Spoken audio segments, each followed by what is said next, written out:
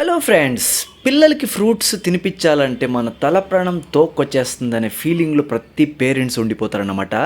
ఫ్రూట్స్ని డిఫరెంట్గా ఇలా కేక్ రూపంలో తయారు చేసి చూడండి, పిల్లలు చాలా ఇష్టపడి తింటారు. చాలా సింపుల్ ప్రాసెస్ రెసిపీ అనమాట ఇది. ఒకే ఒక్క సింపుల్ ఐటమ్తో మనము ఈ కేక్ని, లేదంటే అగరగర్ కేక్ అంటారు, లేదంటే గ్లాస్ కేక్ అంటారు, ఈ జెల్లీ కేక్ అంటారు, ఈ కేక్ని చాలా సింపుల్గా మన ఇంట్లో ఉన్నటువంటి ఫ్రూట్స్తో తయారు చేసేసుకోవచ్చు అనమాట. మనకు కావాల్సినన్ని ఫ్రూట్స్, ఏ ఫ్రూట్స్ కావాలో అన్ని ఫ్రూట్స్ దీంట్లోకి వేసేసుకోవచ్చు, ఇర్రెస్పెక్టివ్ ఆఫ్ ఎనీ రెస్ట్రిక్షన్స్ అనమాట. మనకు కావాల్సిన అన్ని ఫ్రూట్స్ వేసుకోవచ్చు. సో ఇక్కడ నేను dragon fruit, pineapple, Apple, orange, దానిమ్మ మరియు కివీ ఫ్రూట్స్ తీసుకున్నాను అనమాట. సీజనల్ ఫ్రూట్స్ మీ దగ్గర ఏ ఫ్రూట్ ఉన్నా కూడా ఈ రెసిపీలో వాడుకోవచ్చు అనమాట. ఈ సీజన్ ఆ సీజన్ అనుకోకుండా మీకు రెగ్యులర్గా అవైలబుల్ ఉండే ఫ్రూట్ బనానాతో కూడా మీరు చేసుకోవచ్చు. బనానాతో కూడా మీరు చేసుకొని హ్యాపీగా ఆరగించవచ్చు అనమాట. ఇక్కడ పైనాపిల్ ఈ సీజన్లో నాకు దొరుకుతుంది కాబట్టి పైనాపిల్ తీసుకున్నాను. యాపిల్ మరియు దానిమ్మ ఆటోమేటిక్గా మనకి అన్ని సీజన్స్లో కూడా దొరుకుతూ ఉంది.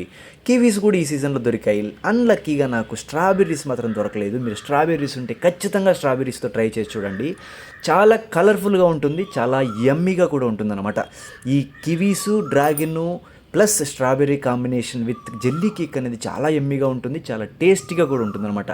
రకరకాలైనటువంటి మిక్స్డ్ ఫ్రూట్ అని చెప్పేసి మనకు బయట జెల్లీస్ బయట దొరుకుతుంటాయి కదా, ఆ జెల్లీస్ తినేదానికంటే మన ఇంట్లోనే జెల్లీస్ విత్ ఫ్రూట్స్ చేసుకున్నామంటే మనకు చాలా చాలా యమ్మీగా, చాలా చాలా హెల్తీగా కూడా ఉంటుంది.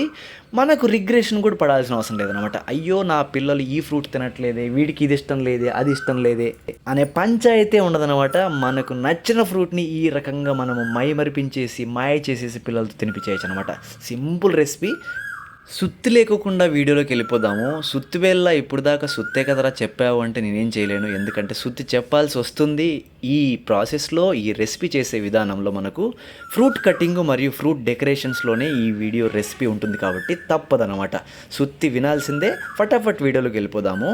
ఈ రెసిపీకి ఫస్ట్ మీరు ఒక బౌల్ తీసేసుకుని దాంట్లోకి 4 టీ గ్లాసెస్ అంత వాటర్ని తీసేసుకోండి. దాంట్లోకి 1 టీ గ్లాస్ అంత చక్కెర వేసేసుకొని బాగా కలుపుకోండి. ఇక్కడ చూపిస్తున్నటువంటి అగర్ అగర్ అనేది ప్రతి జనరల్ స్టోర్ లేదంటే కిరాణా షాపుల్లో కూడా మనకు దొరుకుతుందన్నమాట. మనం చేసుకున్న ఈ రెసిపీకి 10 గ్రామ్స్ ఒక ప్యాకెట్, చిన్న ప్యాకెట్ దొరుకుతుంది. ఈ ప్యాకెట్ని దీంట్లోకి వేసేసుకొని మీడియం ఫ్లేమ్లో పెట్టేసేసుకొని బాగా కరిగించేసేసుకున్నామంటే మనకి ఈ రెసిపీ కావాల్సిన సూప్ లేదంటే లిక్విడ్ రెడీ అయిపోతుంది అనమాట.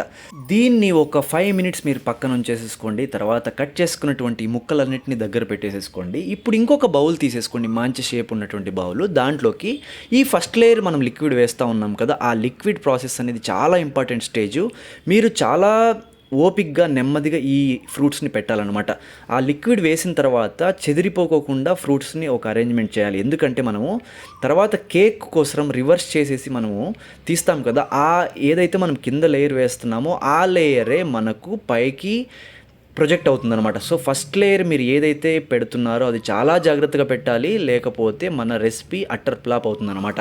తర్వాత మీకు నచ్చినటువంటి ఫ్రూట్స్ని నచ్చిన విధంగా పెట్టుకున్నా కూడా ఆ ఫ్రూట్ ముక్కలన్నీ కూడా లోపలికి వెళ్ళిపోతాయి కాబట్టి, అంటే ఇన్సైడ్ హైడ్ అయిపోతాయి కాబట్టి పెద్ద ప్రాబ్లం ఉండదన్నమాట.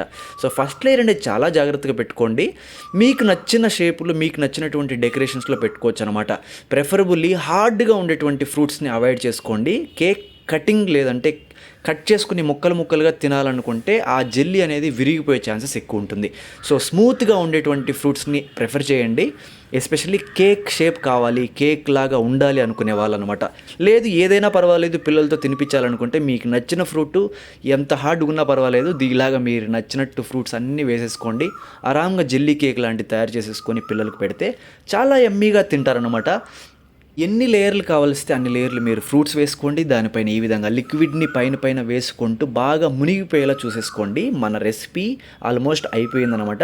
దీన్ని ఒక అరగంట పాటు పక్కన ఉంచేసేసుకోండి. ఫ్రిడ్జ్ లేనోళ్ళు అరగంట కాదు కదా, 6 గంటలు కంటిన్యూస్గా పక్కన పెట్టేసేసుకొని మనం తీసేసుకోవచ్చు. ఒకవేళ ఫ్రిడ్జ్ ఉందంటే మనం అరగంట పక్కన ఉంచేసి తర్వాత ఒక 2 గంటలు ఫ్రిడ్జ్లో పెట్టేసుకుంటే సరిపోతుంది అనమాట.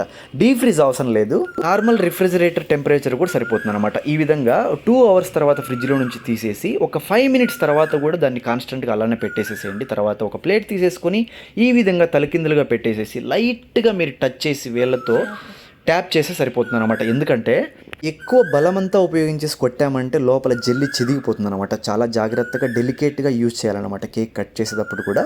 సో ఫటాఫట్ మీరు కూడా ట్రై చేయండి ఇంట్లో. ఈ వీడియో కనుక మీకు నచ్చినట్లయితే ఎలా వచ్చిందో కామెంట్ సెక్షన్లో కామెంట్ చేయండి. ఈ వీడియోకు లైక్, షేర్ మరియు సబ్స్క్రైబ్ చేసుకోవడం మాత్రం మర్చిపోద్దు. Thanks for watching and thank you all.